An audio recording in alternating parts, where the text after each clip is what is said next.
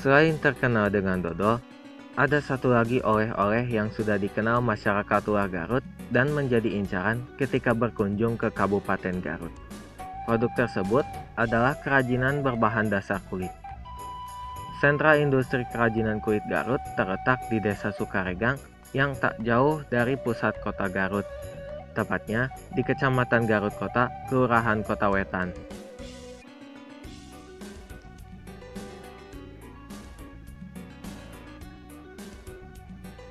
Begitu Anda datang ke sana, tampak berjejer toko yang menjual kerajinan kulit dengan motif dan model yang seringkali menyesuaikan tren fashion masa kini.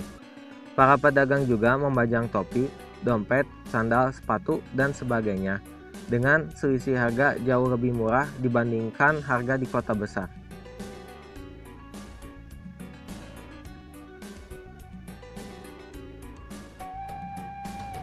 Pada awalnya, masyarakat Sukaregang bergerak di bidang pertanian. Hal ini karena dulunya Sukaregang banyak dikelilingi sawah.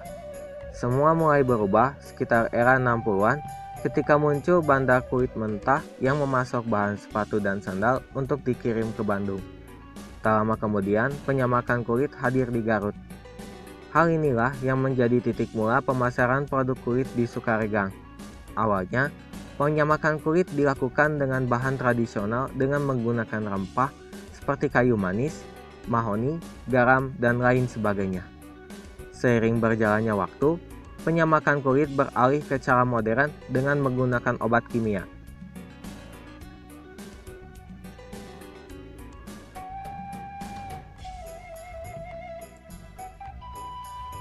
Produk yang pertama kali dipasarkan adalah sandal tarumpah. Hal ini karena tingginya permintaan saat itu, di mana sandal tarumpah menjadi kebanggaan bagi yang memakainya.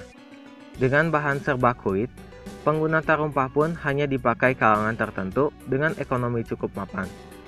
Sekitar tahun 60-an, harga tarumpah sudah mencapai Rp50, sedangkan harga baju dan fashion lainnya berkisar di angka Rp25.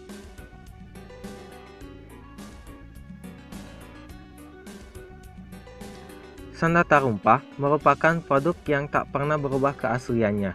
Sandal ini merupakan sebuah ciri kebudayaan di Indonesia yang mencerminkan nilai kesederhanaan, kesahajaan, dan kejujuran dalam masyarakat, khususnya masyarakat Sunda.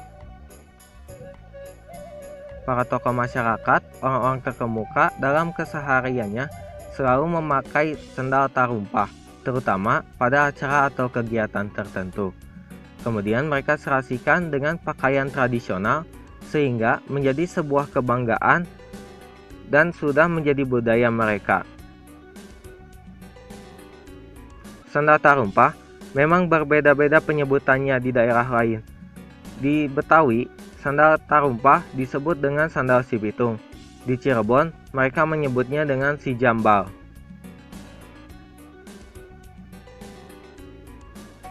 Berdasarkan catatan sejarah, penggunaan sandal tarumpah kulit di Garut pertama kali dipelopori saat pusat pemerintahan Garut berpindah dari Bau Limbangan ke wilayah Garut Kota pada awal abad ke-18.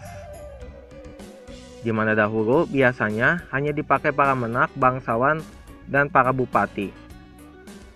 Awalnya, seluruh bahan tarumpah menggunakan kulit sapi, termasuk bagian bawah yang digunakan sebagai pijakan.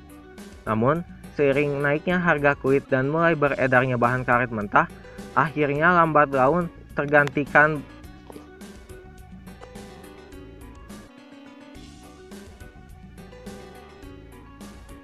menggunakan bahan kulit sapi pilihan. Pembuatan sandal tarumpah memang membutuhkan ketelatenan tangan pengrajin.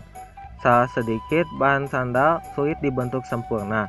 Tak mengherankan, ongkos produksi yang harus dikeluarkan pengrajin pun terbilang mahal, termasuk jika digabung dengan tingginya harga beli bahan kulit sapi.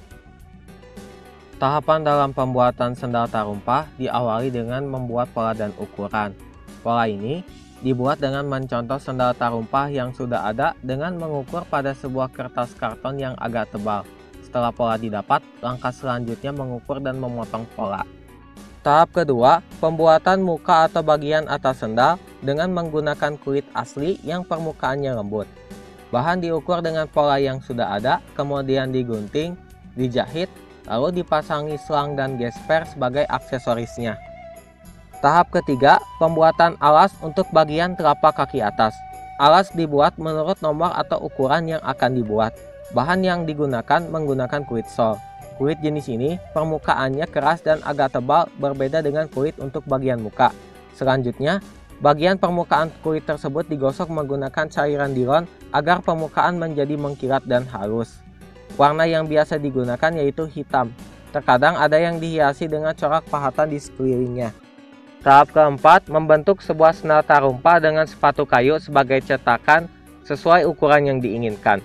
Proses pemasangan ini dilakukan setelah alas distempel ketok nama pengrajin dan diberi nomor ukuran. Kemudian dilubangi untuk menempelkan tali pada bagian depan. Agar bagian muka dan alas kuat merekat, selain dilem, juga diikat palu berukuran kecil dan paku payung pada bagian depan sebagai hiasan. Tahap terakhir adalah pemasangan kain krep sebagai alas. Untuk merekatkannya, digunakan latek dan minyak tanah. Kain krep tersebut dipasang per lembar setelah 2 atau 3 lembar dilem pada alas bagian bawah. Sendal dijahit dengan benang sol di sekelilingnya dengan menggunakan jarum sol atau jara. Setelah dijahit, kemudian krep tadi ditempelkan sesuai ketebalan yang diinginkan. Terakhir, memotong bagian tepi atau sisi sehingga membentuk sebuah sendal dengan pisau yang sangat tajam. Agar hasilnya bagus, pada tahap ini perlu keahlian khusus karena akan membentuk sebuah sendal. Namun, pamor tarumpa mulai meredup dikarenakan gempuran produk sendal yang lebih modern. Pengrajin tarumpah pun tinggal sedikit dikarenakan sebagian besar tidak ada lagi yang meneruskan. Bahkan, gerai kulit di Sukaregang pun mulai jarang yang menjual tarumpah. Ini menjadi tantangan tersendiri bagi generasi sekarang untuk mempertahankan sendal warisan budaya Indonesia.